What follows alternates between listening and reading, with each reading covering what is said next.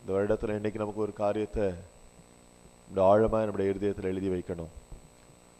என்னுடைய முழு இருதயத்தோடும் முழு ஆத்மாவோடும் முழு பலத்தோடும் முழு மனதோடும் நான் உம்மில் அன்பு கூறுகிற கிருபை எனக்கு தார். நமக்கு தரப்பட்ட முதல் கட்டளை அதுதான். தேவன்ல அன்பு கூறும்போது நமக்கு சில காரியங்கள் நமக்குள்ளால நடக்கும். நமக்கும் தேவனுக்கு இடையில இருக்கிற உறவு சரியா இருக்கும்போது சில காரியங்கள் நம்முடைய வாழ்க்கையில நடக்கணும். ஆரம்ப நாட்கள்ல இருந்து எனக்கு ஒரு பெரிய ஒரு கேள்வி உண்டு. சிலருக்கு விடுதலைக்காக ஜெபம் பண்ணும்போது, சில பிரச்சனைகளுக்காக ஜெபம் பண்ணும்போது அது விடுதலை வர்ற மாதிரி ஸ்டார்ட் ஆகும், பிறகு அப்படியே ஸ்ட்ரக் ஆகி நிற்கும், விடுதலை வராது. அந்த பிரச்சனை முடிகிற மாதிரி சில அடையாளங்கள் வரும், ஆனால் முடியாது. நான் ஆண்டவர்கிட்ட பல நேரங்களில் கேட்டிருக்கிறேன், ஆண்டவரே அப்படி கொஞ்சம் மூவ் ஆகுது, பிறகு அப்படி திரும்பவும் ஸ்ட்ரக் ஆகுது, திரும்பவும் மூவ் ஆகுது, திரும்பவும் ஸ்ட்ரக் ஆகுது அப்படின்ட்டு ஆண்டவர்கிட்ட பல நேரங்களில் பல கேள்விகளை நான் கேட்ட நேரங்கள் உண்டு. ஆனாலும் பின்வரும் நாட்களில் தேவன் தொடர்ந்து பேச ஆரம்பித்தார். அப்போதான் எனக்கு சில காரியம் புரிஞ்சது. ஓஹோ, தேவனுடைய வழியில, தேவனுடைய அந்த நடத்தல, தேவனுடைய அந்த பிளான்ல கரெக்டா ஃபிக்ஸா இருந்தா ஒவ்வொரு காரியங்களும் கரெக்டா நடக்கும் என்பது எனக்கு புரிய ஆரம்பிச்சது. இப்ப கர்த்தர் சபையில தொடர்ச்சியாய் பேசிக்கொண்டே இருக்கிறார். நான் எதுக்குன்னு சொல்லிட்டு இன்னைக்கு என்ன செய்தி கொடுக்கணும்னு சொல்லிட்டு முந்தின நாள் கேட்கறது இல்லை. ஆண்டவர் என்னோடு கூட தொடர்ந்து பேசி கொண்டிருக்கிற பகுதியை தான் நான் அப்படி உங்கள்கிட்ட பேச. முன்னால் அப்படி இல்லை, அதுக்கு முந்தின நாள் ஆண்டவர்கிட்ட ஜெபம் பண்ணி என்ன வார்த்தை தருவீங்க அப்படின்னு கேட்குறேன். இப்போ அப்படி இல்லை. தேவன் சபையை சரியாய் போதித்து நடத்தும்படியாய் ஒரு கிருபையை இப்ப தந்து நம்மளை ஏதோ ஒரு காரியத்துக்கு ஆயத்தமாக்குகிறார். அதுல இந்த 1ஆம் தேதிக்கு ஏற்கனவே நான் கிட்டத்தட்ட ஒரு 1 மாசத்துக்கு முன்னாலே தேவன்கிட்ட பேசினது தான். நேற்று இதுக்காக நான் நைட்ல உட்கார்ந்தோன்னு ஜெபிக்கல, சரிதானே? ஸோ நமக்கு பார்த்தீங்கன்னா தெரியும், எல்லாரும் நைட்ல விழித்திருந்ததுனால நான் போய் தூங்கிட்டேன். ஏன்னா திரும்ப தேவனை கூட நம்ம பேசுற சில நேரங்கள் உண்டு, கர்த்தர் எழுப்பி விடுற நேரம் உண்டு, பேசுறோம். ஆனா இன்னைக்கு ஆண்டவர் நம்முடைய சபையில ஒரு காரியத்தை சொன்னாரு, அதை நீங்க சரியா பார்க்கணும். இந்த காரியம் கரெக்டா ஆச்சுன்னா உங்களுடைய வாழ்க்கையில பல பிரச்சனைகளுக்கு தீர்வு வந்துவிடும். மத்தேயு 5ஆம் அதிகாரம் 6ஆவது வசனம் பாருங்க. மத்தேயு 5:6, 7ஆவது பக்கம், புதிய ஏற்பாடு.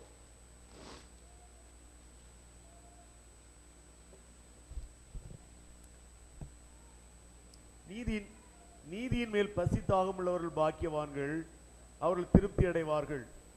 வசனம் போட்டிருக்கு, நீதியின் மேல் பசி தாகம் உள்ளவர்கள் பாக்கியவான்கள், அவர்கள் திருப்தி அடைவார்கள். 2 போட்டிருக்கு. நம்முடைய வாழ்க்கையில பசி ரொம்ப முக்கியம், நம்முடைய வாழ்க்கையில தாகம் ரொம்ப முக்கியம். உங்களுக்கு பசியோ தாகமோ இல்லைன்னா நீங்க என்ன பண்ணுவீங்க? உடனடியாக மருத்துவரை பார்ப்பீங்க. 1 நாள் 2 நாள் சாப்பிடாம இருப்பீங்க, 3 நாள் உங்களுக்கு சாப்பிட்றதுக்கு பிடிக்கல, சாப்பிடல, நீங்க சாப்பிட்றதுக்கு ஒரு விருப்பம் இல்லை அப்படின்னு சொன்னா உடனடியாக உங்க சரீரத்தில் ஏதோ பிரச்சனை இருக்கு, நீங்க ஒரு மருத்துவரை பார்த்து எனக்கு சாப்பிட முடியல, எனக்கு சாப்பிட்றதுக்கு விருப்பம் இல்லை உடனே சொல்லி அதற்கு என்ன மருந்து செய்யணுமோ செய்வீங்க. இங்க நமக்கு தேவன் ஒரு காரியத்தை சொல்லியிருக்கிறார். நீதியில ஒரு மனிதனுக்கு பசியும் தாகமும், கர்த்தருக்குள்ளால இயேசு கிறிஸ்துவை இரட்சகராக ஏற்றுக்கொண்ட ஒரு மனிதன், அவனுக்கு நீதியின் மேல பசியோ தாகமோ வரலைன்னா அவனுடைய ஆவிக்குரிய வாழ்க்கையில ஏதோ பிரச்சனை இருக்கு. அவன் ஆவிக்குரிய பிரகாரமாக ஒரு மருத்துவரை, பரம வைத்தியராகிய கர்த்தர்ட்ட அவனை பார்த்து அவனுடைய ஸ்பிரிச்சுவல் ஹெல்த்தை, அவனுடைய ஆரோக்கியத்தை அவன் சரிப்படுத்தணும். இல்லைன்னா அது சிக்கலா மாறிடும். இன்னைக்கு ஆண்டவர் உங்களுக்கு கேட்கிறாரு, நீதியில உங்களுக்கு பசியும் தாகம் இருக்குதா? தேவன் நம்மகிட்ட கேட்கிற ஒரு பகுதி இருக்குது. நமக்கு இப்ப நிறைய பேருக்கு இந்த காரியம் நமக்கு புரியல. இப்ப இந்த பிரச்சனைகள் சபையில இருந்தது. எபிரேயருக்கு எழுதின நிருபத்துல பவுல் அப்போஸ்தலன் சபைகளுக்கு எழுதும் போது சொல்றாரு, எப்பா காலத்தை பார்த்தா போதகர்களாய் நீங்க மாறி இருக்கணும். சபையில நமக்கு 20 வருஷம் 30 வருஷம் ஆன பிறகும் இன்னுமே மூல பாஷைகளை, அஸ்திபாரங்களையே உங்கள்கிட்ட பிரசங்கம் பண்ணி இயேசுவன் அன்பு செய்கிறார், இயேசுவன் மன்னிக்கிறார்னு பேசிட்டு இருந்தா எப்படிப்பா நீ மாம்ச உணவு சாப்பிடுவ?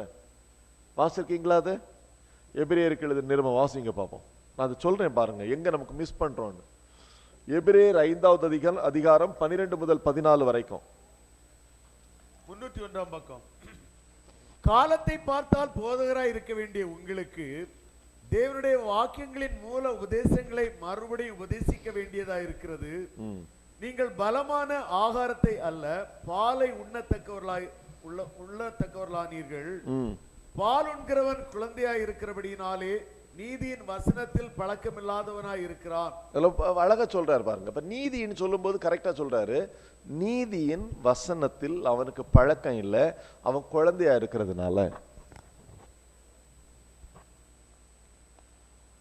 ஆரம்ப நாட்கள்லேருந்து எங்களுக்கு சொல்லி தந்தது என்னன்னா, இப்போ ஒரு முக்கியமான ஒரு நாள் வரும்போது தேவன் ஒரு வார்த்தையை தருவார், என்ன ஒரு வாக்கு தத்துவத்தை தருவார். என்ன வாக்கு தத்துவம்? 1ஆம் தேதி வர்றோம், இல்லைன்னா நமக்கு சபைக்கு வரும்போது தேவன் பேசுவார். நான் உன்னை விட்டு விலகுவதும் இல்லை, உன்னை கைவிடுவதும் இல்லை, நான் உன்னை ஆசீர்வதித்து ஆசீர்வாதமாய் மாற்றுவேன். சரியா இல்லையா? சீயோனில் இருந்து கர்த்தர் உன்னை ஆசீர்வதிப்பாராக. வாசிப்போமா இல்லையா? ஆனா தேவன் சொல்றாரு, இப்ப நீங்க ஒரு டாக்டர்கிட்ட போறீங்க, டாக்டர் உங்கள்கிட்ட சொல்றாரு, நீங்க ஒரு சுகவீனமா, டாக்டர் சொல்றாரு நீங்க சுகம் ஆயிருவீங்க அப்படின்னு சொல்லிட்டு அனுப்பிட்டாரு. ஆனா அதை சுகம் ஆக்குறதுக்குள்ள மருந்தோ வழியோ உங்களுக்கு சொல்லி தரலைன்னா, அவர் சுகம் ஆயிருவீங்க அப்படின்னு சொல்றதுல ஏதாவது ஒரு பிரயோஜனம் இருக்கா? 1ஆம் தேதி உங்களுக்கு ஒரு வாக்கு தத்துவத்தை தந்துட்டு ஆண்டவர் இப்படி ஆசீர்வதிச்சுவார்னு சொல்லி விடுறதுனால உங்களுக்கு ஏதாவது பிரயோஜனம் இருக்கா? ஏன் பிரயோஜனம் இல்லை? அதை எப்படி நீங்க பெற்றுக்கொள்ளணும், எப்படி நடந்தால் அதை நீங்கள் சுதந்திரித்துக் கொள்ள முடியும் என்று சொல்லி தரதுதான் சபையுடைய வேலை. ஆரம்பத்துல தெரியல, இப்ப கர்த்தர் சொல்றாரு, எப்பா எனக்கு பார்க்கும்போதே தெரியும் சில காரியங்களை கரெக்ட் ஆகல. அவங்க பிரச்சனையை சொல்லும் போது சில நேரத்தில் ஆண்டவர்கிட்ட போய் நமக்கு அழும்போதோ போராடும் போதோ என்ன நம்மளே பலவீனமான பாண்டது ஆண்டவர்கிட்ட போய், ஆண்டவரை ஏன் இருக்கு ஆண்டவரை, ஏன் இவ்வளவு நாளை நாங்கள் ஜெபிக்கிறோம், ஏன் இந்த பிரச்சனை மாறலன்னு சொல்லும் போது அங்க அந்த காரியத்துல அவங்க சரிபட வேண்டிய கர்த்தருடைய நீதியின் வசனத்திற்கு தங்களை ஒப்பு கொடுக்க வேண்டிய, அது முழு இருதயத்தோட ஏற்றுக்கொள்ள வேண்டிய பகுதிகளில் குறைவுபட்டு இருக்கிறத கர்த்தர் வெளிப்படுத்தி இருக்கிறார். அப்ப நமக்கு வசனம் இங்க சொல்லுது, நீதியின் வசனத்திலே பழக்கம் இல்லாதவர்கள் குழந்தைகளா இருக்கிறாங்க. அந்த குழந்தைகளால தேவன் கொடுத்திருக்கிற முக்கியமான காரியங்களை அவங்களால பெற்றுக்கொள்ள முடியாமல் போயிருது. அவங்க பிரச்சனைகள் நிமித்தம் பல சூழ்நிலைகள்ல அந்த பிரச்சனை நெருக்கத்துல கர்த்தரை நோக்கி கூப்பிட்டு, ஆண்டவரே ஆண்டவரே ஆண்டவரேன்னு கூப்பிட்டு, அந்த டைம்ல கர்த்தர் ஏதோ தற்காலிகமா பாதுகாத்து அவங்கள தப்பி தப்பி தப்பி கொண்டு போகிறாரே அல்லாமல் கர்த்தருக்குள்ளால ஒரு ராஜ ஜெய கம்பீரமான வாழ்க்கையை அவர்கள் வாழ முடியாமல் போய்விடுகிறது. இஸ்ரவேல் ஜனங்களை பார்த்து சொன்ன வார்த்தை என்ன தெரியுமா? ராஜாவின் ஜெய கம்பீரம் அவங்களிடத்துல இருக்கும். இன்னைக்கு கிறிஸ்துவுக்குள்ளால வந்திருக்கிற நமக்குள்ளால நம்முடைய ராஜாவுடைய ஜெய கம்பீரம் நம்மகிட்ட இல்லைன்னா, நம்முடைய கிறிஸ்துவ வாழ்க்கையில எங்கேயோ நமக்கு கோட்டை விட்டு இருக்கிறோம்னு அர்த்தம். நீதியின் வசனத்துல பழகல்லேன்னு அர்த்தம். அதான் இங்க வசனம் சொல்லுது, எப்ப நீங்க காலத்தை பார்த்தா போதகங்களா இருக்கணும். நீங்க பக்கத்துல உங்களை பார்த்து நீங்க கேட்கணும், நீங்களே உங்களை பார்த்து பேசணும், காலத்தை பார்த்தா நான் இப்ப எப்படி மாறணும்? போதகங்களா மாறணும். இனி நான் இப்ப உங்களுக்கு என்ன பேச வேண்டியது இருக்கு? மூல வசனத்தை பேசணும். என்ன மூல வசனம்? ஆண்டவருடைய பாவங்களை மன்னிப்பார், நீ பாவங்களை மன்னித்து மனம் திரும்பணும். மனம் திரும்பின பிறகு நீ என்ன பண்ணணும்? ஞானஸ்நானம் எடுக்கணும். ஞானஸ்நானம் எடுத்த பிறகு பரிசுத்தாவின் அபிஷேகத்தை பெற்றுக்கொள்ளணும். அப்புறம் நீ என்ன பண்ணணும்? கர்த்தருடைய பந்தியில பங்கு கொள்ளணும். இதெல்லாம் நித்திய ஜீவன் இருக்கு, நமக்கு பரலோகத்துல ஒரு நாள் போவோம். இதெல்லாம் நான் சொல்லிட்டே இருந்தா சபையில் என்னைக்கு தான் நமக்கு மாமிசமான உணவுக்கு நேராக போறது? இதையெல்லாம் சொல்ல வேண்டிய பொறுப்பு யாருக்கு சொல்லுங்க? எனக்கு கிடையாது, உங்க எல்லாருக்கும் தான். நீங்க தான் ஒரு ஆள் புதுசா வரும்போது அவங்களுக்கு ஆண்டவருடைய மன்னிப்பை பற்றி சொல்லணும், ஞானஸ்தானத்தை குறித்து சொல்லணும், பரிசுத்தாவின் அபிஷேகத்தை குறித்து சொல்லணும், மனம் திரும்புதலை குறித்து சொல்லணும். சொல்லுங்க, நீங்க அதான் சொல்றாரு, காலத்தை பார்த்தா நீங்க எப்படி மாறி இருக்கணும்? ஆனா குழந்தைகளா இருக்கீங்களே. ஆரம்பிக்கலாமா? இன்னையிலேருந்து நீங்க செய்யலாமா? நீதி இருக்கு, ஆண்டவருடைய பிள்ளைகளுக்கு தெரியும், கொடுக்கிறவனுக்கு கொடுக்கப்படும். சரியா இல்லையா? நமக்கு நீதியை விட்டுட்டு வேற எந்த காரியம் செஞ்சாலும் நமக்கு பழைய ஜீவியத்தினுடைய சில காரியங்களை ஃபாலோ பண்ணி ஏதோ ஒன்று ஆண்டவற்றிலிருந்து அப்பப்போ ஒன்று பெற்றுக்கொண்டு போகிற ஒரு வழியில வந்துடும். ஆனா இங்க கர்த்தர் நமக்கு சொல்றது அப்படி அல்ல. நீதியின் வசனத்திலே பிரயோஜனப்படுகிற பழக்கமுள்ள, அது உங்களுடைய வாழ்க்கையில் அபியாசப்படுத்துகிற ஒரு வெளிச்சத்திற்குள்ளால் நீங்க வந்துட்டீங்கன்னா, நான் சொல்றேன், உங்களுடைய வாழ்க்கை இப்பொழுது இருக்கிற மாதிரி இருக்காது. அன்னைக்கு மோசே ஜெபித்தது போல இப்பொழுது இருக்கிறதை பார்க்கலும் 1000 மடங்கு அதிகமாக கிறிஸ்துவுக்குள்ளால் நீங்க வளர்கிறவர்களா இருப்பீங்க. தேவன் அதற்காக தான் நம்மளை அழைத்திருக்கிறார். தேவன் நம்ம அழைத்திருக்கிறதற்கு ஒரு நோக்கம் இருக்கிறது. அதற்காக தான் கர்த்தர் நம்மை அழைத்திருக்கிறார். அதுல நமக்கு கரெக்டா வரணும். இங்க இந்த அடுத்த வசனம் சொல்லும்போது சொல்றாரு பாருங்க, பலமான ஆகாரமானது 14வது வசனம்.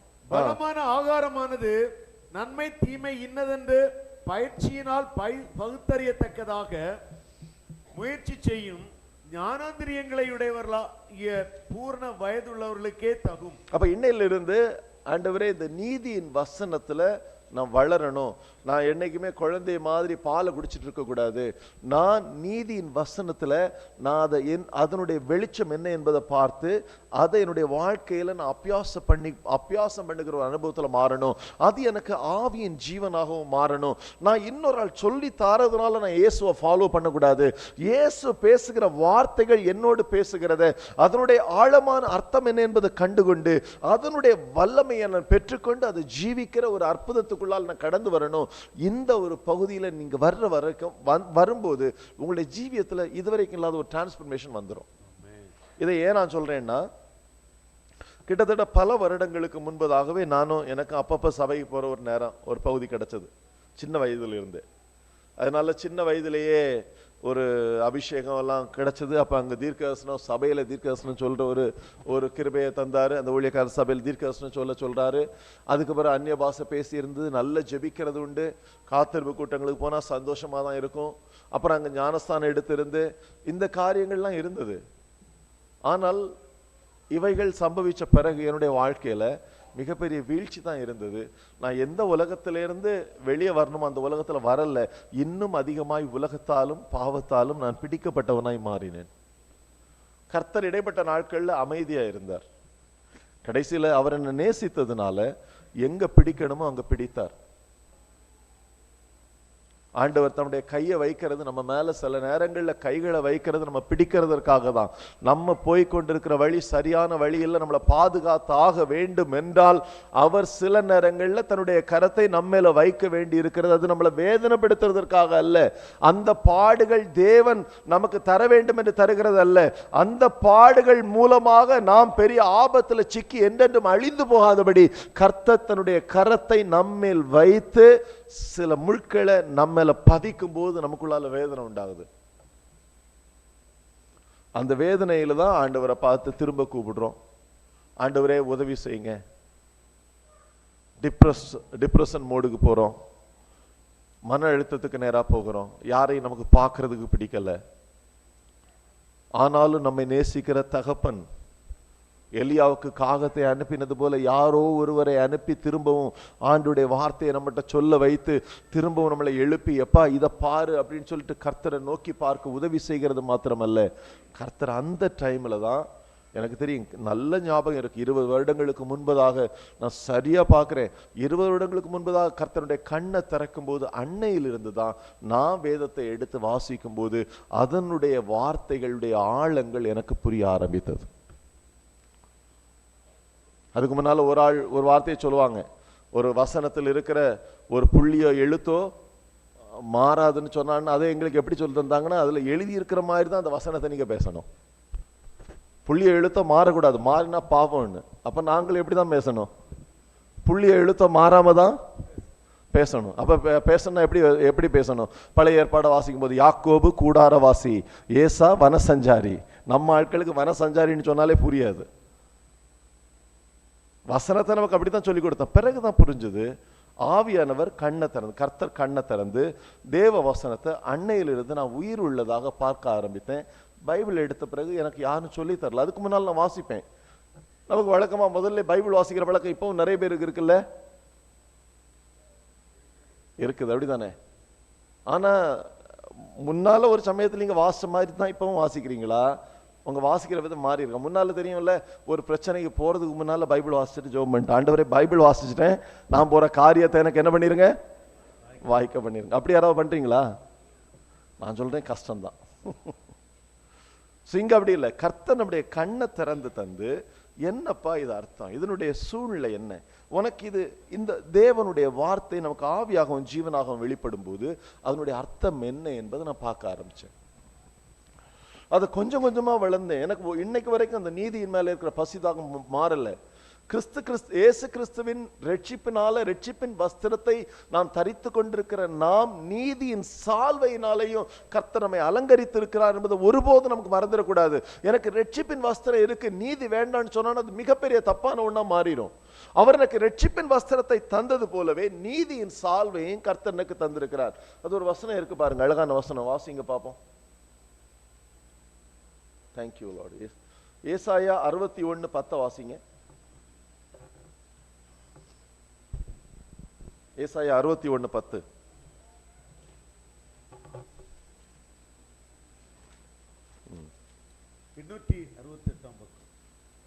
கர்த்தருக்குள் பூரிப்பாய் மகிழுகிறேன், என் தேவனுக்குள் என் ஆத்மா களி கூர்ந்து. ஆண்டவருக்குள்ளால வரும்போது நம்முடைய இருதயம் ஏதோ வரலன்னா பிரச்சனை ஆயிரும் இல்ல, ஆண்டவர் இல்லைன்னா நமக்கு சந்தோஷமே இருக்காது. மகிழ்ச்சியினால நான் ஆண்டவரை பின்பற்றேன். யார் என்னை கட்டாயப்படுத்துறதுனாலயோ, நான் கர்த்தரை சேவிக்கலைன்னா என்னுடைய குடும்பத்துல பிரச்சனை வரணும் என்பதனாலயோ நான் கர்த்தரை சேவிக்கல. யாரும் எனக்கு வெளிநாட்டுல இருந்து ஃபண்டு தந்து நான் கர்த்தரை சேவிக்கல. மகிழ்ச்சியினால் ஆண்டவரை சேவிக்கிறேன். அடுத்து வாசிங்க. களி கூறுகிறது, என் ஆத்மா களி கூறுகிறது. மணவாளன் ஆபரணங்களினால் தன்னை அலங்கரித்துக் கொள்ளுகிறதற்கும் மணவாட்டி நகைகளினால் தன்னை சிங்காரித்துக் கொள்ளுகிறதற்கும் ஒப்பாக அவர் ரட்சிப்பின் வஸ்திரங்களை எனக்கு உடுத்தி. அவர் நமக்கு என்ன உடுத்தி இருக்கிறாரு? ரட்சிப்பின் வஸ்திரங்களை உடுத்தி இருக்கிறார். அதோட போதுமா? அடுத்தது நீதியின் சால்வையை எனக்கு தரித்தார். என்ன பண்ணாரா? ரட்சிப்பின் வஸ்திரங்களுக்கு மேல நீதியின் சால்வை வருது. ரட்சிப்பின் வஸ்திரங்களுக்கு மேல நீதியின் சால்வை வருது. கிறிஸ்துவை நீதியாய் நீங்கள் தரித்திருக்கிறபடியினால இனி உங்களுடைய ஜீவியம் நீதியில தான் நடக்கணும்.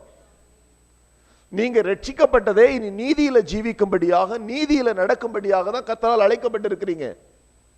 அப்படி இருக்கும்போது நீங்க நீதியில நடக்காம ஆண்டவரே உம்முடைய திட்டம் என்ன எனக்கு காட்டணும்னு சொன்னா ரொம்ப சிக்கலா போயிடும். இப்ப வேத வசனத்தை நீங்க பாத்தீங்கன்னா எபேசியர் 2:10 வாசிங்க. நிறைய பேருக்கு அந்த வசனத்தினுடைய நம்ம அது என்னன்னு நம்ம பார்க்கறது இல்லை, கரெக்டா நம்ம பார்க்கணும். எபேசியர் 2வது அதிகாரம்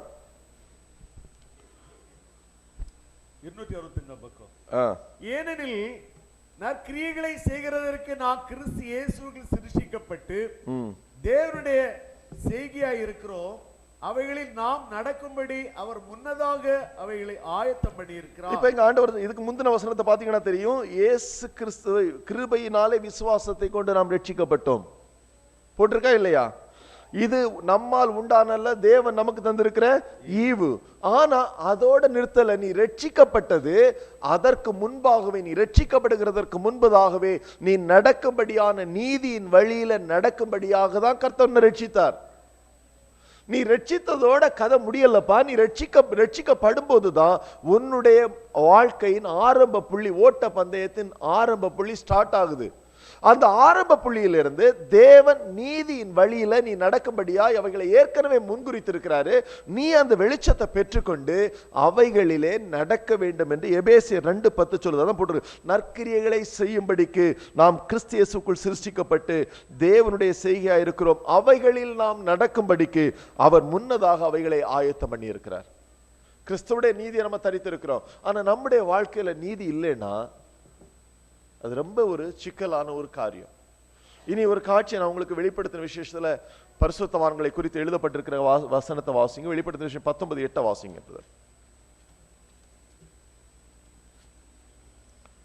வெளிப்படுத்தின விசேஷம் 19:8 352 பக்கம்.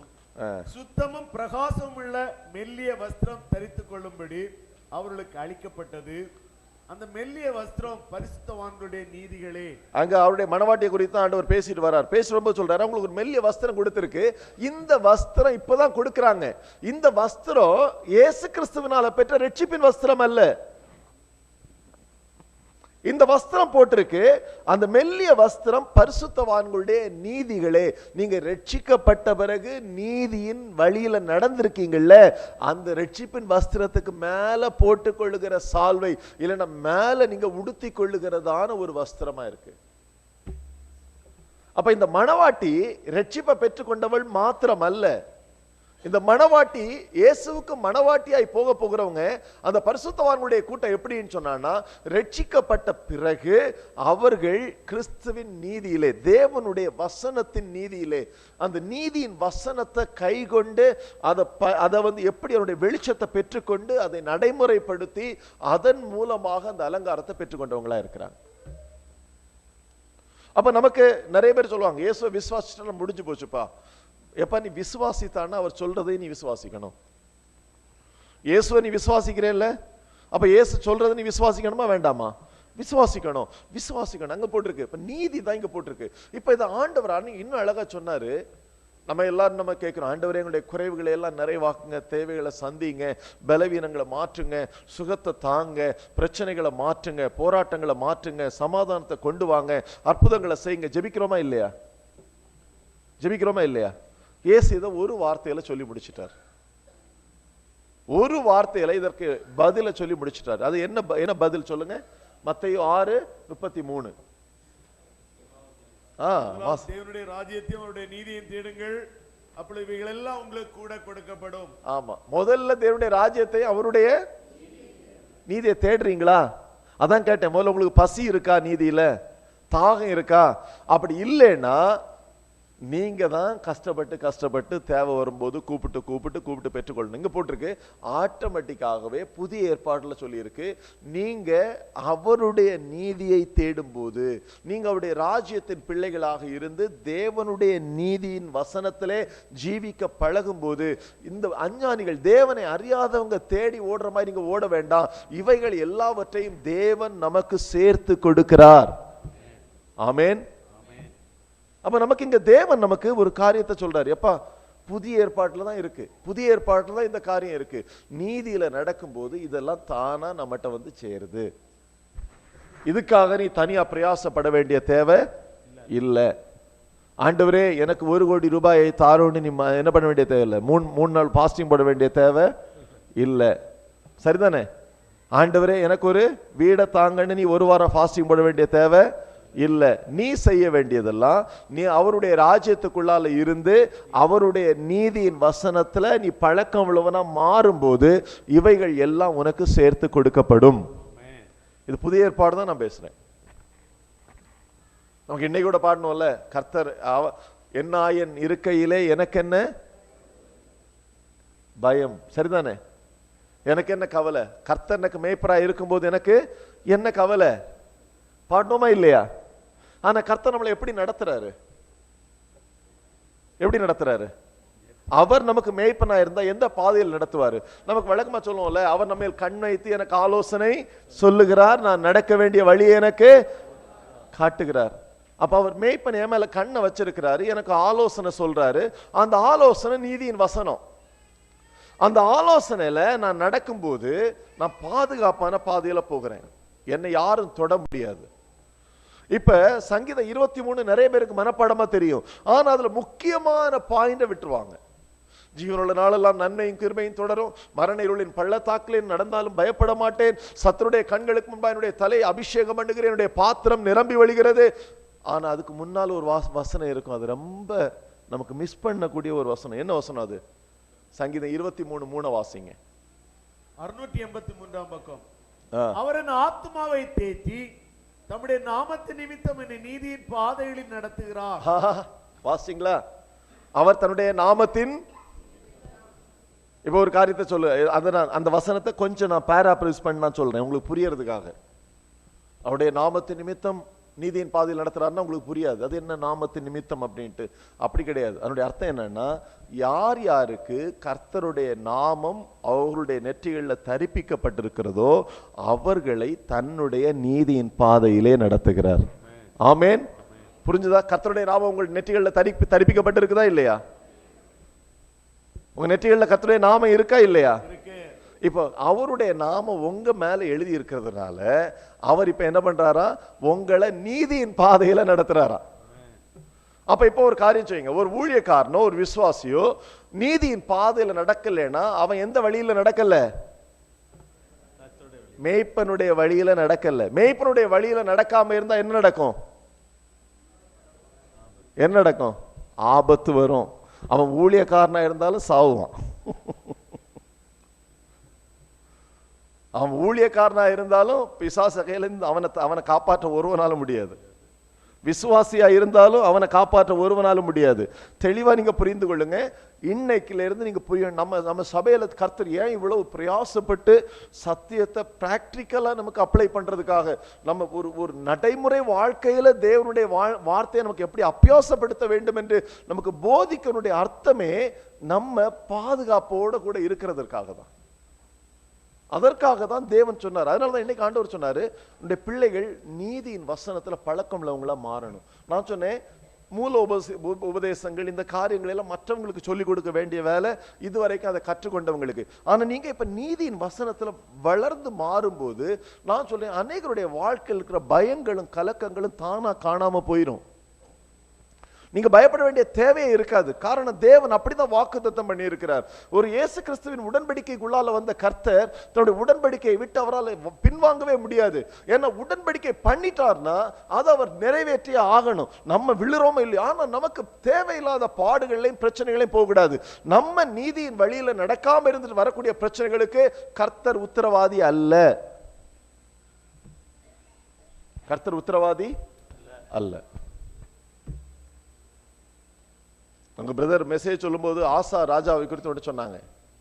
ஆசா ராஜாவுக்கு எதிராக எத்தியோப்பியர்கள் 10 லட்சம் பேர் வந்தப்ப இவன் போய் ஆண்டவர்கிட்ட போய் நின்னா, ஆண்டவரே, பலன் உள்ளவனுக்காகிலும் பலனற்றவனுக்காகிலும் உதவி செய்கிறது லேசான காரியம்னு ஜெபம் எல்லாம் பண்ணான். ஆண்டவர் 10 லட்சம் பேரை என்ன பண்ணாரு? ஆசா கையில ஒப்பு கொடுத்து இவனை பெரிய ஐஸ்வர்யவானா மாத்திட்டாரு. அந்த ஒரு ஜெயம் வந்த உடனே இவனுடைய சுற்றி இருக்கிற எதிரிகள் அமைதியாயிட்டாங்க. இவனை பார்த்தாலே பயம். ஏன் தெரியுமா? கர்த்தர் இவன் கூட இருந்தது, கூப்பிட்டதுனால, கூட இருந்ததுனால. ஆனா பின்னாட்கள்ல வரும்போது பாத்தீங்கன்னா, இவன் தன்னுடைய உலக பிரகாரமான ஆசீர்வாதம், யுத்தம் இல்லாத சூழ்நிலையில இவன் கர்த்தர் மேல, கர்த்தருடைய வழிகளை விட்டுட்டு சொந்த வழிகள்ல நடக்க ஆரம்பிச்சான். நான் இங்கதான் சொன்னேன், தலைவர்களுக்குமே பெரிய ஒரு எச்சரிக்கை. அங்க திரும்ப சிரியா தேசத்து ராஜா பெனதாத் வந்த போது இவன் தேவனுடைய ஆலயத்துல இருந்த பொன்னை வெள்ளியையும் கூட எடுத்து அங்க கொடுத்து அவனோட கூட ஒரு காம்ப்ரமைஸ். எப்பா, நமக்கு யுத்தம் வேண்டாம், எங்க அப்பாவும் உங்க அப்பாவும் ஃப்ரெண்ட். நம்ம சொல்லுவோம்ல, எங்க அப்பாவும் உங்க அப்பாவும் ஃப்ரெண்டு, நமக்குள்ளால யுத்தம் வேண்டாம். தீர்க்கதரிசனம் சொல்றான், என்னப்பா நீ இவ்வளவு புத்தீனமா நடக்கிற? கர்த்தருடைய காரியத்துல கை வைக்க உன்னை யாரு சொன்னா? எத்தியோப்பியர்கள் 10 லட்சம் எத்தியோப்பியர்களிடம் காத்த கர்த்தருக்கு ஒரு சிரியா தேசத்து பெனதாத்திலிருந்து காப்பாற்ற முடியாதா? நீ கர்த்தர் சொல்லாத காரியத்தை ஏன் செஞ்சேன்னு கேட்டப்ப இவனுக்கு கோபம் தெரியும்ல. சிலருக்கு சில காரியங்களை கரெக்ட் பண்ண பிடிக்காது இல்ல. சிலர் கரெக்ட் பண்ண என்ன பண்ணுவாங்க? யாரு கரெக்ட் பண்ணாங்களோ அவங்களை அடிப்பாங்களா இல்லையா? நீங்க அப்படி அடிக்கிறீங்களா? உங்களை கரெக்ட் பண்றவங்க உங்களுக்கு நன்மை செய்கிறார்கள் என்பது முதல்ல புரிந்து கொள்ளுங்க. ஆனா ஆசா அந்த தீர்க்கதரிசியை பிடித்து சிறைச்சாலையிலே போட்டான். இது கர்த்தருடைய பார்வைக்கு பொல்லாததா இருந்தது.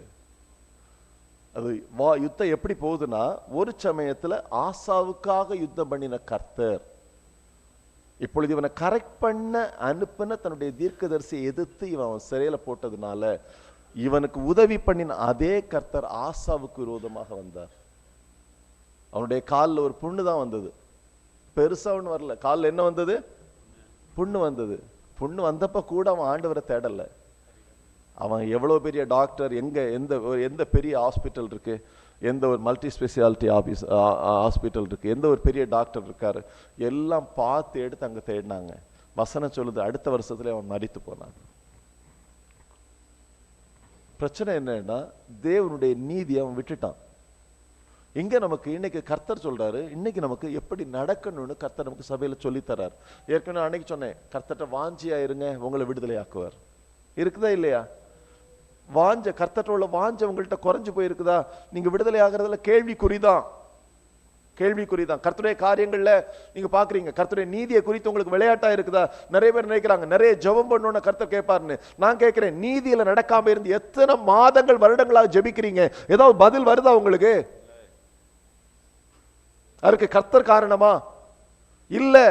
நாம நீதியில வராம இருந்துட்டு எவ்வளவு ஜெபம் பண்ணாலும் கர்த்தர் பதில் வராது. என்ன, நம்முடைய தேவனுக்கு ஒரு பேர் இருக்கு, அவர் நீதியின் தேவன். இப்ப நீங்க கர்த்தருடைய சபையில வரும்போது இந்த நீதியை குறித்து தான் கர்த்தர் சபையில போதிக்கிறார். இப்ப அந்த அந்த வசனத்தை வாசித்து நமக்கு நிறைவு பண்ணலாம். நமக்கு ஏசாயா 54வது அதிகாரம், அதிலே உங்களுக்கு எல்லா காரியங்களும் அங்கே வந்துருது. ஏசாயா 54வது அதிகாரம் வரும்போது 10வது வசனத்திலேருந்தே வாசிக்கிறேன் பாருங்க. 10லேருந்தே வாசிங்க. 861 பக்கம். இன்னைக்கு நீங்க இதை பலமா பிடிச்சுக்கணும். மலைகள் விலகினாலும் பர்வதங்கள் நிலை பெயர்ந்தாலும் என் கிருபை உன்னை விட்டு விலகாமலும் என் சமாதானத்தின் உடன்படிக்கை நிலை பெயராமலும் இருக்கும் என்று உண்மையில் மனதுருகிற கர்த்தர் சொல்லுகிறார். கர்த்தர் நம்ம மேல மனதுருகிறார். ஆண்டவர் சொல்றார், கிருபையை மாற்ற மாட்டேன், நான் உடன்படிக்கையில மாற மாட்டேன்.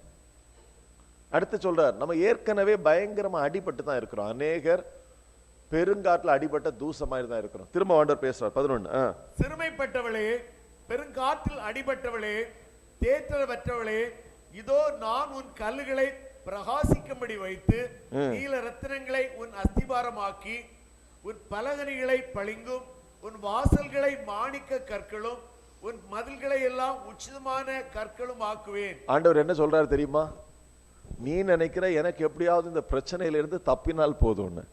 கர்த்தர் சொல்றாரு, அஸ்திபாரங்களை எல்லாம் நான் பிரகாசிக்க பண்ணி அதனுடைய கல்லுகளை எல்லாம் நீல ரத்தினங்களாக்கி அதனுடைய மதில்கள் எல்லாம் வஜ்ர கற்களாய் மாற்றி. ஆண்டவர் அப்ப நம்ம மேல வைத்திருக்கிற திட்டம் எப்படிப்பட்ட திட்டம்? பயங்கரமான திட்டம். சொல்லுங்க, எப்படிப்பட்ட திட்டம்? பயங்கரமான திட்டம். நம்ம தான் அதை புரியாம என்ன பண்றோம்? நம்ம கண் எப்போதுமே உலகத்தானே பார்த்துட்டு இருக்கு. அதனால உலகத்துல மேன்மையானது பெருசுன்னு நினைச்சிட்டு நம்மளா போய் மாட்டிக்கிறோம். கர்த்தர் நம்ம மேல வைத்திருக்கிற மகிமையும் திட்டங்களும் மகா பெரியது. நம்மள நிறைய பேர் புரியாம இருக்கிறதுனால பிரச்சனை. ஆண்டு சொல்லாரு, எப்பா நான் உன்னுடைய கல்லுகளை பிரகாசிக்க பண்ணி, அதாவது வார்த்தைகளை பார்த்தீங்க, சிறுமைப்பட்டவளே, சிறுமைப்பட்டவளுக்கு பிரச்சனை தீந்தா போதும். ஆனா ஆண்டவர் உன பிரச்சனை பண்ணி தீக்கிறேன்னு சொல்லல. ஆண்டவர் சொன்னாரு, சிறுமைப்பட்டவளே, பெருங்காற்றில் அடிபட்டவளே, தேற்றவற்றவளே, மனுஷ உதவி அற்று போனவளே, இதோ நான் உன் கல்லுகளை பிரகாசிக்கும்படி வைத்து நீல ரத்தினங்களை அஸ்திபாரமாக்கி உன் பலகணிகளை பளிங்கும் உன் வாசல்களை மாணிக்க கற்களும் உன் மதில்களை எல்லாம் உச்சிதமான கற்களும் ஆக்குவேன். வாக்குத்தத்தம் ஃபியூச்சர்ல வருது. அது வர்றதுக்காக, அது வர்றதுக்கு முன்னால கர்த்தர் என்ன பண்றாரு? அதுக்கு நீ எப்படி நடக்க வேண்டும் என்பதை நான் உனக்கு போதிப்பேன். அடுத்த வசனத்தை பாருங்க. உன் பிள்ளைகள் எல்லாரும் கர்த்தரால் போதிக்கப்பட்டிருப்பார்கள், உன் பிள்ளைகளுடைய சமாதானம் பெரிதா இருக்கும். உன் பிள்ளைகள் எல்லாரும் யாரால் போதிக்கப்பட்டிருப்பாங்க? அவருடைய சமாதானம். இது நம்ம பிள்ளைகளுக்கு இல்ல, சபையில் இருக்கிற எல்லா பிள்ளைகளுக்கும் சேர்த்துதான். சபையில நீங்க இருந்தா, கர்த்தரால போதிக்கப்பட்டிருந்தீங்கன்னா உங்களுடைய சமாதானம் பெரியதா இருக்கும். அந்த சமாதானத்தை குலைத்து போடும்படியாய் எந்த பிசாசும் எந்த மனுஷனும் சூழ்நிலை வர முடியாது. கர்த்தர் உங்களை போதித்து நடத்துகிறதா இருந்தா. சரியா? கர்த்தர் அப்ப என்ன போதிப்பார் நமக்கு? கண்ணை வைத்து ஆலோசனை சொல்றவரு நமக்கு என்ன போதிப்பாரு? என்ன போதிப்பாரு? நீதியை போதிப்பார். ஆமென். நீங்க இதான் வித்தியாசம். நீதியை போதிப்பார். இப்ப ஆன்சரை மொத்தமா அடுத்த வசனத்துல சொல்லி முடிக்கிறார் பாருங்க. நீதியினால் ஸ்திரப்பட்டிருப்பாய். பாருங்க, நீதியினால் நீ ஸ்திரப்பட்டிருப்பாய். எதனால ஸ்திரப்பட்டிருப்பாய்? நீதியினால். அப்ப இன்னும் இந்த பைபிள்ல இருக்கிற வசனம் எனக்கு ஜெபம் பண்ணும்போது மட்டும் நான் பேசுகிறதற்கு அல்ல, இதுல இருக்கிறது ஆண்டவரே இதனுடைய ரகசியத்தை பார்க்கும்படி என்னுடைய கண்களை திறந்து தாரும். என்னுடைய அன்றாட வாழ்க்கையில, குடும்பத்துல, பிள்ளைகள்ல நான் அபியாசப்படுத்த எனக்கு உதவி செய்யும். அப்பொழுது என்னுடைய சமாதானம் பெரியதா இருக்கும் என்பதை அறிந்திருக்கிறேன். நான் நீதியிலே ஸ்திரப்பட, நீதியின் வசனத்திலே பழக்கமுள்ளவனாய் மாற, நீதியின் வசனத்தினால ஞானம் உள்ளவனாய் மாற எனக்கு என்ன பண்ணுங்க? உதவி பண்ணுங்கன்னு கேளுங்க. உதவி பண்ணுங்கன்னு கேளுங்க. அப்ப அடுத்து சொல்றாரு, நீ நீதியில நீங்க ஸ்திரப்பட்ட உடனே என்ன நடக்கும் பாருங்க. சொல்றாரு, நீதியினால் ஸ்திரப்பட்டிருப்பாய். அது நமக்கு கொடுக்கப்பட்ட காரியம். பாக்கி உள்ள காரியம் எல்லாம் கர்த்தர் செய்யற காரியம். பாருங்க, நம்ம சொல்றோம் நீதியினால ஸ்திரப்பட்டு அந்த உலகத்துல ஜீவிக்க முடியாதுப்பா. அதனுடைய அர்த்தம் என்ன தெரியுமா?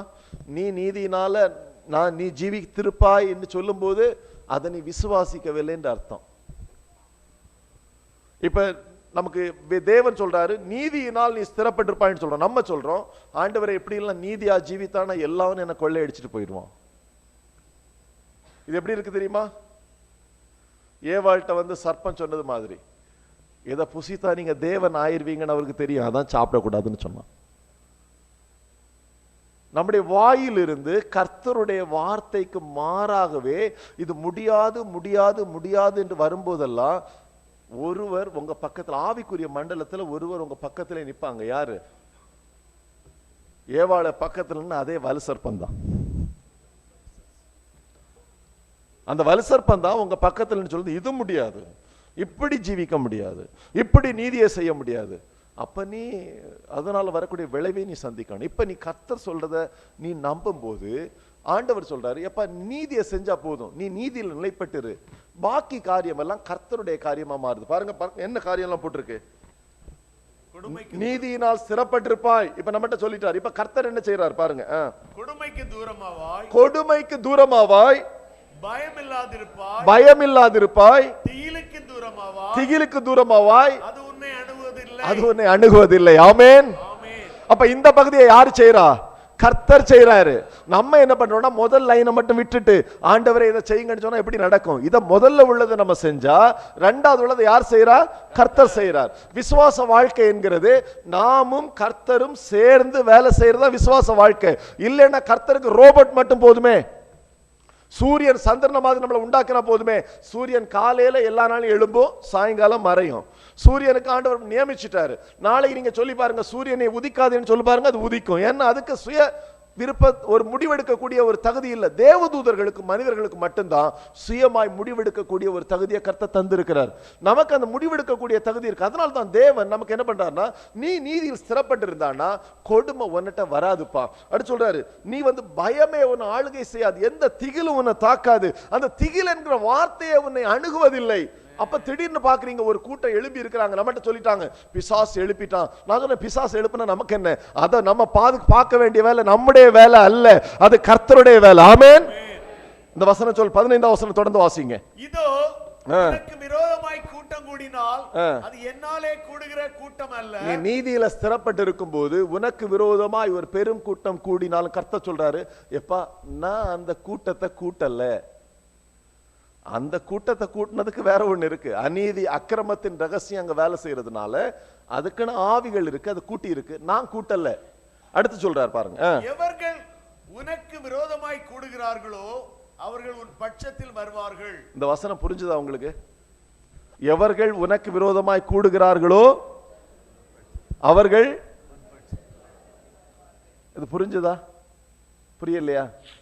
நீங்க நீதியில ஸ்திரப்பட்டு இருக்கும் போது உங்களுக்கு எதிராக கூடுறாங்கல்ல, அவங்களுக்கு விடுதலை வேணும்னா உங்ககிட்ட வந்தே ஆகணும். உங்களுக்கு விரோதமா நீங்க நீதியில ஸ்திரப்பட்டு கர்த்தருக்குள்ளால இருக்கும்போது உங்களுக்கு விரோதமா ஒரு கூட்டம் கூடினா அது நம்ம எல்லாரும் நினைக்கிறோம் நம்மளை பாதிக்காம இருந்தா போதும்னு. ஆனா கர்த்தர் நிறுத்துகிற தேவன் அல்ல. கர்த்தர் ஒண்ணு தொடங்கினா நிறுத்த மாட்டாரு. ஒரு முடிவு ரெண்டுல ஒண்ணு பார்க்காம நிறுத்துகிற ஒரு தேவன் நம்முடைய தேவன் அல்ல. அவர் சொல்றாரு, அவன் கூட்டிட்டானா நான் கூட்டலப்பா. முதல்ல நம்மகிட்ட கன்ஃபார்ம் பண்ணிட்டாரு, நீ பயந்துராத, நான் தான் கூட்டினேன், தேவன் தான், நான் தான் அவனை கூட்டி விட்டேன்னு பயந்துராத, நான் அவனை கூட்டல, நான் அவனை கூட்டல. அடுத்து சொல்றாரு, அவனுக்கு இனி அவனுக்கு பிரச்சனையிலேருந்து வெளியே வரணும்னா அவன் ஒன்னட்ட நீ அவனுக்காக ஜெபம் பண்ணாதான் இனி அவனுக்கு விடுதலை. ஆமென். என்ன ஒரு அதிகாரம், ஒரு மகிமையும் கர்த்தர் நமக்கு வச்சிருக்கிறாரு. எத்தனையோ தேவனுடைய பரிசுத்தவானுடைய வாழ்க்கையில் எங்களுடைய சொந்த காதுகளால கேட்டு இருக்கிறோம். அவங்க மூலம்தான் விடுதலை கொடுக்க முடிஞ்சது. வேற எந்த ஊழியக்காரன் போய் விடுதலை வரல. தேவன் அதை சரியா செய்திருக்கிறார். நமக்கு இப்ப நீங்க செய்ய வேண்டியது இது ஊழியக்காரனுக்கு மாத்திரம் அல்ல. நமக்கு இன்னைக்கு புதிய ஏற்பாட்டில் வரும்போது நீதியில் நடக்கும்போது நாம் ஊழியக்காரர்களை மாறுகிறோம். காரணம், நாம் நீதியின் தேவனை ஆராதிக்கிற நீதியின் ஜனங்கள். அடுத்த காரியத்தில் சொல்றாரு பாருங்க. 16. இதோ கரி நெருப்பை ஊதி கிரியைக்கான ஆயுதத்தை உண்டு பண்ணுகிற கொல்லனையும் நான் சிருஷ்டித்தேன், கெடுத்து நிகிரகமாக்குறவனையும் நான் சிருஷ்டித்தேன். இப்ப உனக்கு விரோதமா ஆயுதத்தை ஒருத்தன் உருவாக்குறான் பாத்தீங்களா? அந்த ஆயுதத்தையும் உருவாக்குறவனை யார் தான் சிருஷ்டித்தேன்? நான் தான் சிருஷ்டித்தேன். சரிதானே?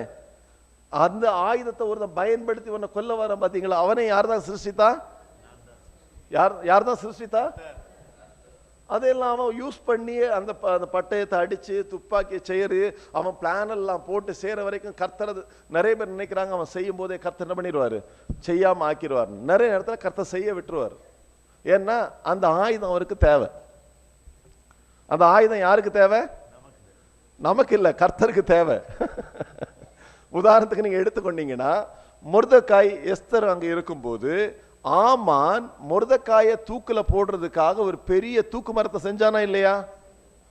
தூக்கு மரத்தை செய்யும் போதே கர்த்தர் தடுத்தாரா? தடுத்தாரா? ஏன் தடுக்கல? அந்த தூக்கு மரம் கர்த்தருக்கு தேவை. ஏன்னா செய்யறவன தூக்கி போடுறதுக்கு ஒரு தூக்கு மரம். இப்ப புரிஞ்சுதா? ஐயோ அவன் அதை செய்யறான், ஐயோ இவன் இதை செய்யறான். நீங்க, நான் சொல்றேன், நீதியில ஸ்திரப்படுங்க. கர்த்தரால போதிக்கப்பட்டு சமாதானத்துல ஜீவிக்க பழகுங்க. ஒரு நன்மையும் குறைபடாது, ஒரு பயம் திகில் நம்மளை அணுகாது. இந்த 2020 இந்த உலகம் இன்னும் ரொம்ப மோசமான ஒரு சூழ்நிலையில போகுது. கர்த்தருக்குள்ளால இருக்கிற நீதியில ஸ்திரப்பட்டு அவரால் போதிக்கப்படுகிற ஜனம் அசைக்கப்படாமல் இருக்கும்.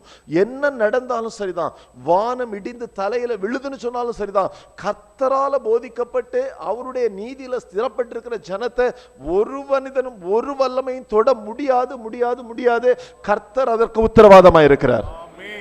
ஆமென். இங்கதான் நமக்கு சொல்றாரு. அது கீழே சொல்லும்போது 17ஆம் வசனத்துல சொல்றாரு பாருங்க. உனக்கு விரோதமாய் உருவாக்கப்படும் எந்த ஆயுதமும் வாய்க்காதே போ. ஏப்பா எதையும் அவங்க பிளான் போடட்டும், அவங்க எல்லாம் சேர்ந்து இந்த திட்டம் எல்லாம் போடுறாங்க, போடட்டும்.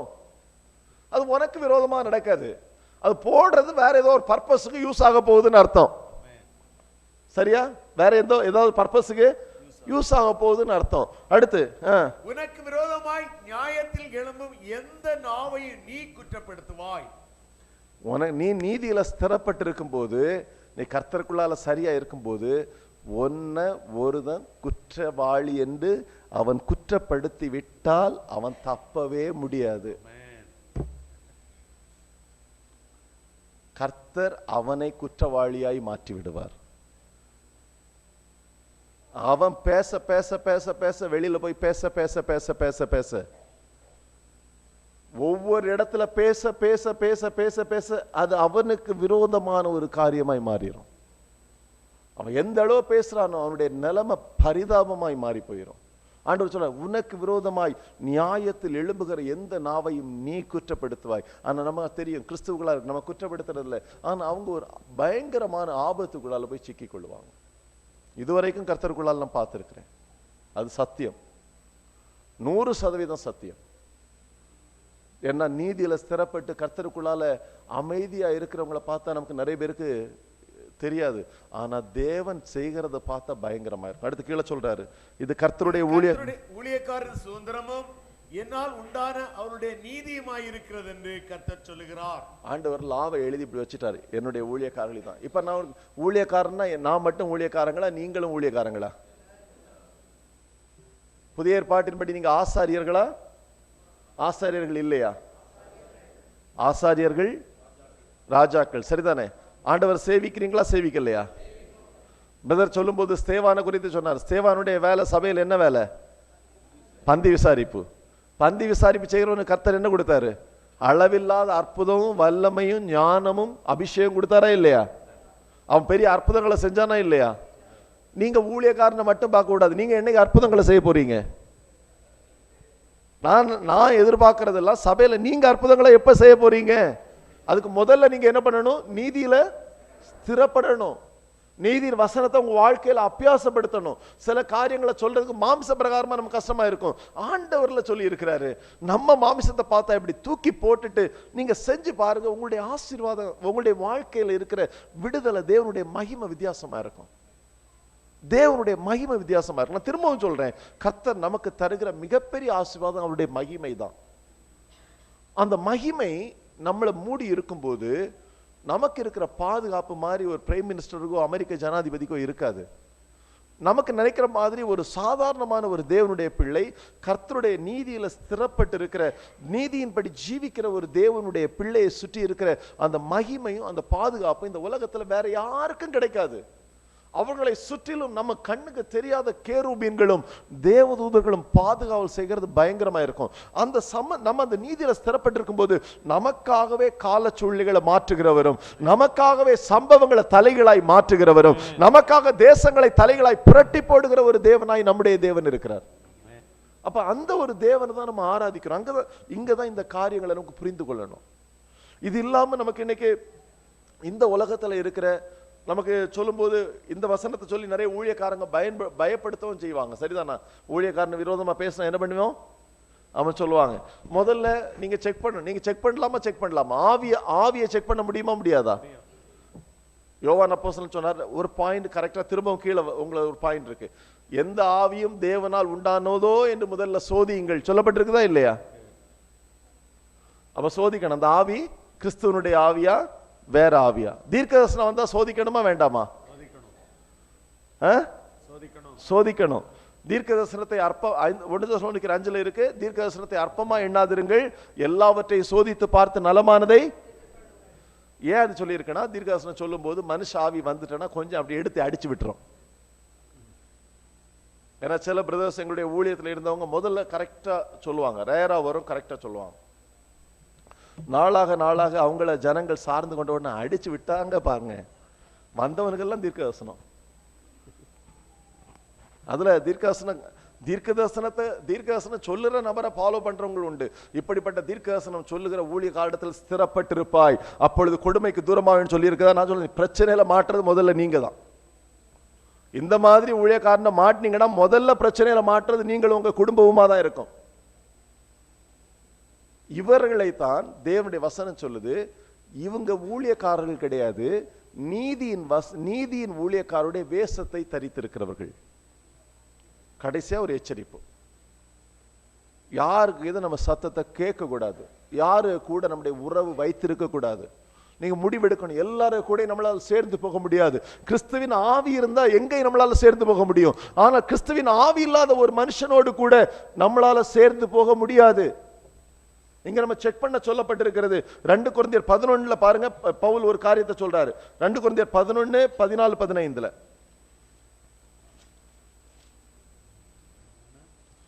254வது பக்கம் 14 15 வசனம் வாசிங்க. அது ஆச்சரியமல்ல, சாத்தானும் ஒளியின் தூதனுடைய வேஷத்தை தரித்துக் கொள்வானே. பாருங்க, ஒளியின் தூதனுடைய வேஷம் தான். ஒளியின் தூதன் சாத்தான் கிடையாது. நிறைய பேர் தப்பா பிரசங்கம் பண்றவங்க இருக்கிறாங்க, சாத்தான் ஒளியின் தூதனாய் வருவான்னு. ஒளியின் தூதன் என்று சொன்னால் தேவனுடைய தூதர்கள். நம்முடைய இயேசு ராஜாவா இருக்கிற தேவராஜ்யத்தில், அன்பின் குமாரனுடைய ராஜ்யத்தில் அது ஒளியின் ராஜ்யம் என்று அழைக்கப்பட்டிருக்கிறது. இருளங்க இல்ல. உண்மையான தேவதூதர்கள் ஒளியின் தூதர்களா இருக்கிறாங்க. ஆனா சாத்தான் சில இடத்துல என்ன பண்ணிடுவான்னா, இவனும் ஒரு ஒளியில அப்படியே பிரகாசமா வர மாதிரி வருவாங்க, ஒளியின் தூதனுடைய வேஷத்தை தரித்து கொண்டு வருவான். இங்கதான் நமக்கு செக் பண்ண வேண்டிய ஒரு பொறுப்பு இருக்கு. அடுத்த வசனம், ஆகையால் அவனுடைய ஊழியக்காரரும் நீதியின் ஊழியக்காரருடைய வேஷத்தை தரித்து கொண்டால். அவனுடைய ஊழியக்காரர் எந்த வேஷத்தை தரித்துக் கொள்ளுவாங்க? நீதியின் ஊழியக்காரருடைய வேஷத்தை தரித்து கொண்டால். அப்ப வேஷத்தை தரித்து கொள்ள முடியுமா, முடியாதா? முடியும், அப்படிதானே? ஆமா. அடுத்து வாசிங்க. அது ஆச்சரியம் அல்லவே? அது ஆச்சரியம் அல்ல. செக் பண்ணி பாருங்க, அவன் நீதியின் வேஷத்தை தரித்திருக்கிறானா? இந்த தரித்திருந்தான் அவனுடைய லைஃபை செக் பண்ணி பாருங்க. நீதியில நிலைத்திருக்கிறானா? அநீதி இருக்குதா? கிறிஸ்துவோடு இணைந்திருந்தால் மட்டும்தான் நற்கனிகள் வரும். நற்கனி வருதா? இல்லைன்னா அவன் முள்ளும் குறுக்குமா தான் இருக்கிறானா? இல்லைன்னா அவன் பணத்தை ஆதாயமாய் கொண்டிருக்கிறானா? தன்னுடைய பெயர் புகழை உயர்த்துறானா? கிறிஸ்துவை விட வேற எதையாவது உயர்த்துறானா? செக் பண்ணி பாருங்க, செக் பண்ணி பாருங்க. தேவன் நமக்கு சொல்ற ஒரு காரியம் இருக்கு, தரித்து கொண்டு ஆச்சரியம் அல்லவே. அடுத்த ஒன்று சொல்றாரு பாருங்க, அவர்கள் கிரியைகளுக்கு தக்கதாய் இருக்கும். ஆனா இவங்களும் ரொம்ப நாள் ஒண்ணு போக முடியாது. அவங்களுக்கு ஒரு ஷார்ட் டைம் ஆண்டவர் கொடுத்திருப்பாரு, ஷார்ட் டைம் கொடுத்திருப்பாரு. அத ஆண்டவர் நடவடிக்கை எடுக்கலேன்னு சொல்லிட்டு அவன் தொடர்ந்து போகும்போது அவர்களுடைய முடிவையும் கர்த்தர் அவருடைய கிரியைகளை வைத்தே நிர்ணயம் பண்ணுகிறார்.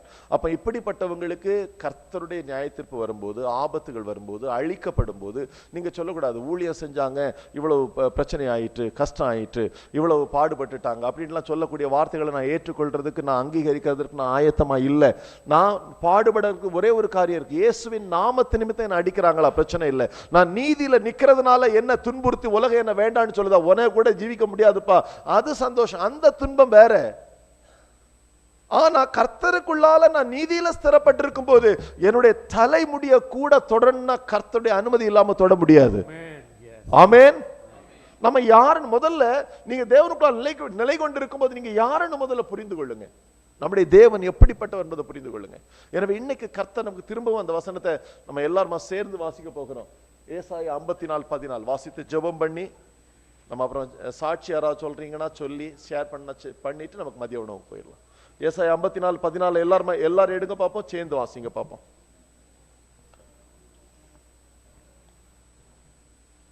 எடுத்துட்டீங்களா?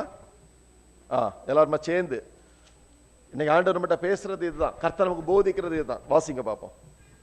நீதியினால் ஸ்திரப்பட்டிருப்பாய், கொடுமைக்கு தூரமாவாய், பயமில்லாதிருப்பாய், திகிலுக்கு தூரமாவாய், அது உன்னை அணுகுவதில்லை. ஆமென். எழும்புங்க, ஜெபம் பண்ணுவோம்.